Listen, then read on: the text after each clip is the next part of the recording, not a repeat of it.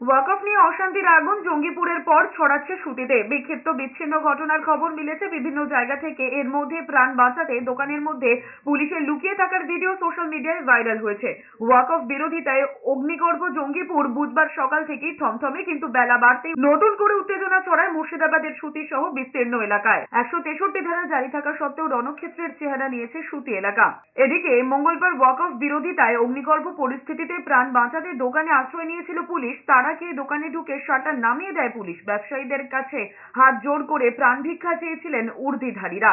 CCTV প্রকাশ্যে আসতেই পুলিশের ভূমিকা নিয়ে চাপানুতর শুরু হয়েছে, যদিও তার সত্যতা যাচাই করেনি এস নিউজ। জঙ্গিপুরের অশান্তির প্রেক্ষিতে মুর্শিদাবাদের রঘুনাথগঞ্জ সুতিতে 163 ধারা জারি করা হয়েছে। বন্ধ করে দেওয়া হয়েছে ইন্টারনেট পরিষেবা। অশান্তির ঘটনায় ইতিমধ্যেই 22 জনকে গ্রেফতার করেছে পুলিশ। তারপরেও বুধবার সুতির আহিরন এলাকায় জাতীয় সড়ক অবরোধ করতে গেলে পুলিশের বাধার মুখে পড়ে আক্রমণ শুরু করে বিক্ষোভকারীরা। পুলিশের বাধায় অগ্নিগর্ভ পরিস্থিতির তৈরি হয়।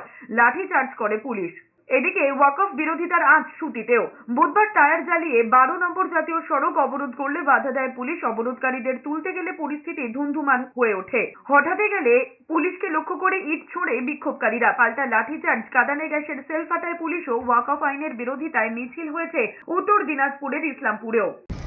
পরিস্থিতি সম্পূর্ণ নিয়ন্ত্রণে আছে। 22 জনকে গ্রেফতার করা হয়েছে।